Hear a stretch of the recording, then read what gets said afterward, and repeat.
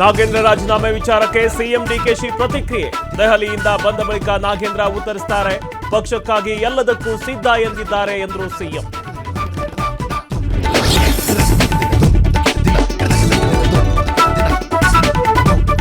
ಪ್ರಿಯಾಂಕ್ ಖರ್ಗೆ ರಾಜೀನಾಮೆ ಕೇಳಿದ ಎಚ್ಡಿಕೆ ವಿರುದ್ಧ ಸಚಿವ ಗರಂ. ನನ್ನ ಬಗ್ಗೆ ಮಾತನಾಡಲು ಅವರ್ಯಾರು?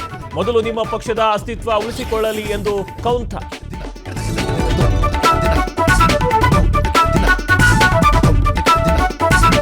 ಬಿಡಿಎಗೆ ಭೂಮಿ ಕೊಟ್ಟಿದ್ದ ರೈತರಿಗೆ ಕೊನೆಗೂ ಸಿಹಿ ಸುದ್ದಿ.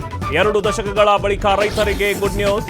ಆಗಸ್ಟ್ 31ರಂದು 3052 ಭೂ ಮಾಲೀಕರಿಗೆ 18,000 ನಿವೇಶನ ಹಂಚಿಕೆ.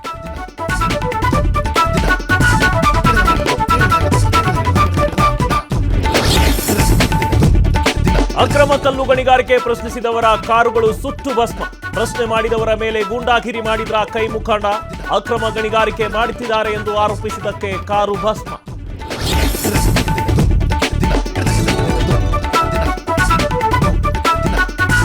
ಸಿಇಟಿ 2ನೇ ಸುತ್ತಿನ ಸೀಟ್ ರದ್ದುಪಡಿಸಲು ಡೆಡ್ಲೈನ್. ಸಿಇಟಿ 2ನೇ ಸುತ್ತಿನ ಸೀಟ್ ರದ್ದುಪಡಿಸಲು ಆಗಸ್ಟ್ 29 ಕೊನೆ ದಿನ. ಸೀಟ್ ರದ್ದುಪಡಿಸಿದ್ರೆ 5,000 ದಂಡ ಪಾವತಿ ಕಡ್ಡಾಯ.